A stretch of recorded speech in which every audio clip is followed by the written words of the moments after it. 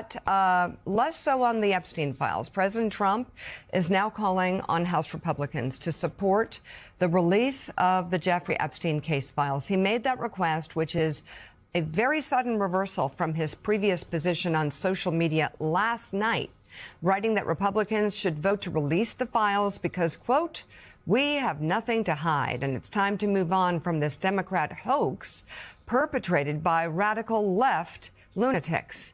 This change of course from the president comes ahead of tomorrow's expected vote on the House floor, aimed at forcing the Justice Department to release all of the files. To become law, it would still need to pass in the Senate and be signed by President Trump himself. This turnaround from Trump notably follows a failed pressure campaign to sway Republican lawmakers against pursuing the release of the files. Now, earlier yesterday, Republican Congressman Thomas Massie of Kentucky signaled there was growing support for the measure among the GOP in the House. I think we could have a deluge of Republicans. There could be 100 or more. I'm hoping to get a veto-proof majority on this legislation when it comes up for a vote. I am winning this week with Ro Khanna. We're forcing this vote, and it's going to happen. I would remind my Republican colleagues who are deciding how to vote, Donald Trump can protect you in red districts right now by giving you an endorsement. But in 2030, he's not going to be the president, and you will have voted to protect pedophiles if you don't vote to release these files. And the president can't protect you then. This vote, the record of this vote, will last longer than Donald Trump's presidency. And there's no way Republicans could have voted no on this. There's so many Republicans that would have found themselves on the wrong side of their MAGA base, let alone everybody else. And, you know, we'd said last week, everybody that was saying, oh, there's dead in the Senate. Really? Now, if you're up for election in 2026, Donald Trump had to know they're not going to want to vote against this. Republicans are starting to look at each other and say, this is going to be a little different. How do we embrace it? And right now, we keep saying the first 6, 7, 8 months of the president's term, Republicans largely in lockstep. But here, because he has gone against sort of the MAGA creed in many ways, we're seeing some in the Republican Party feel like I have a little freedom to disagree. Right. And so far, they haven't really paid a price. Well, you look at Thomas Massie, he hasn't paid a price. We'll see what happens with Marjorie Taylor Greene. I doubt she'll pay a price. I mean, there's always the argument, if you go after Republican presidents from the right, you're safe. Here, these people that are going after Donald Trump are going after him, you know, from the more MAGA-ish base. Right. It's not like they're saying, hey, you should actually pay attention to what Jesus says on immigration. No, they're not doing that. They're saying release the Epstein files and stop talking about going to war in Venezuela or Nigeria. So I want to talk about Marjorie Taylor Greene in just a moment, but on releasing the Epstein files, 2 questions for you, David Rode. First of all, it seems Pam Bondi does exactly what the president tells her to do, and this issue is no different. But also, why couldn't, since she does, and you can tell us more about that, why doesn't he just tell her to release them? That's the question, and it's such an obvious thing. It's so easy. Yes, and it's if you just look back months, it's extraordinary how this has been mishandled by this administration. Why has it? Because I think Donald Trump himself is afraid of what's going to be released. And and to be fair, and we'll talk about this more, but there was a statement way back in July where Pam Bondi and Kash Patel and career FBI people said, we've gone through these papers. There isn't enough evidence to criminally prosecute anyone, but there's a ton of embarrassing material, I'm sure, and that's what Trump is afraid of. But from her saying, oh, I've got the client list on my desk, to Friday, the president posted on Truth Social he wanted these Democrats investigated. We're going to have Bill Clinton and Larry Summers and Reid Hoffman. 4 hours later, the Attorney General of the United States announces that the U.S. attorney here in Manhattan is going to launch a criminal investigation of those Democrats. That is just extraordinary. In no time in American history do you have an attorney general essentially announce a criminal investigation hours later because of the president's sort of whims and to distract the public. David French, I hate to sound like a broken record here, but Republicans in the Senate, Republicans in the House should see this and be absolutely horrified. What happens when a Democratic president comes in, or as I always say, some crackpot independent billionaire with no ideology, just somebody who's power hungry, and comes in and starts talking about the arrest. Boy, we should arrest Republicans. And then an attorney general is placed in there, somebody who maybe worked for this tech lord's company, and he immediately starts saying, okay, I'm going to go after and start arresting Republicans. Where are the Republicans on the Senate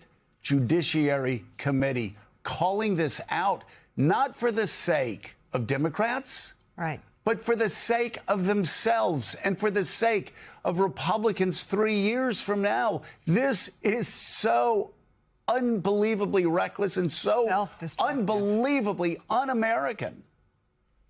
Yeah, I mean, look, this is a movement that is ruling as if it's never going to lose power.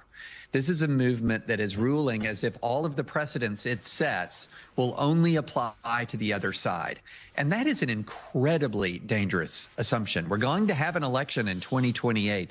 And if the Republicans succeed in remaking the presidency and Republicans in Congress allow the remaking of the presidency, that's going to make every president we have from this point forward more dangerous than the president that preceded them, because they're just going to become more and more and more powerful. So we're at a moment here, I think, Joe, where the American constitutional order needs to reassert itself. And that constitutional order is supposed to put Congress first amongst the branches, not uncheckable. Congress can still be checked, but it's Article 1 for a reason. But right now it's as if it doesn't exist, as if it's handing everything over to a president, and as if they think that that president will always be hospitable to them, that president is always going to be supporting them. No.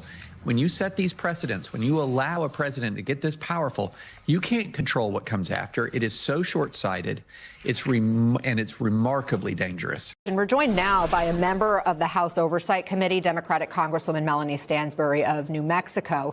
Congresswoman, thanks for taking the time. You've said that this reversal shows President Trump is losing control of this narrative. Do you see this friction between Trump and House Republicans lasting beyond tomorrow's vote?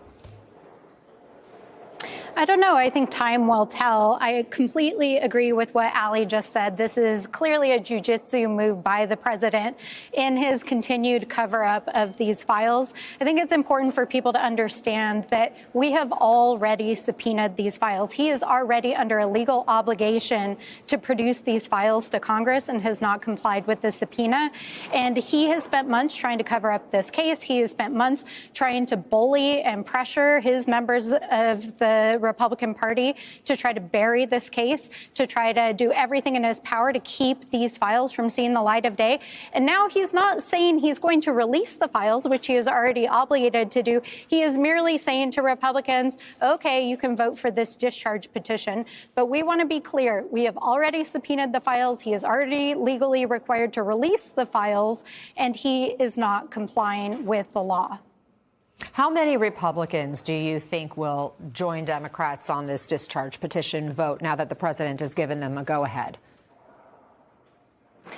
I mean, it's hard to say. I think the fact that, the speaker is expediting the vote and the president released a statement last night essentially saying go ahead and vote for it could mean the entire caucus. And if they do, that means that they get the political cover that the president wants. And the president even says in his statement he wants to move on. So let me say this to you, Donald Trump. We are not moving on. This investigation will continue. We will continue to seek justice for the victims. We will continue to subpoena and ask for these files, and we will continue to investigate the criminal wrongdoing that was never prosecuted by the Department of Justice. Trump is attempting to emulate a ninja. He's attempting to execute what appears to be a superb tactical move, but it's failing on both fronts. Guys, you're failing on both of them at the same time. He failed at his last-ditch attempt. He keeps trying to say, well, actually, we're going to investigate, not really me, we're going to investigate Bill Clinton. We're going to look at all of these Democratic individuals who might or might not have had these connections with Epstein. And look, I've always maintained, don't just look into Trump, as do the majority of Democrats, progressives, and socialists. This isn't really about Trump at all, which is the whole idea. It's also about the survivors' right to justice and the fact that it couldn't have been simply Jeff, Ghislaine, or even Donald. those three couldn't be the only ones, could they? There has to be more individuals. Indeed, it eliminates a Democrat if it does so. Democrats, I believe, please correct me if I'm mistaken, but I believe Democrats and people like you have been quite consistent on that. Bill should face the worst penalties if he did what some believe Epstein's friends did. However, the issue with Trump is that his fans don't genuinely think that.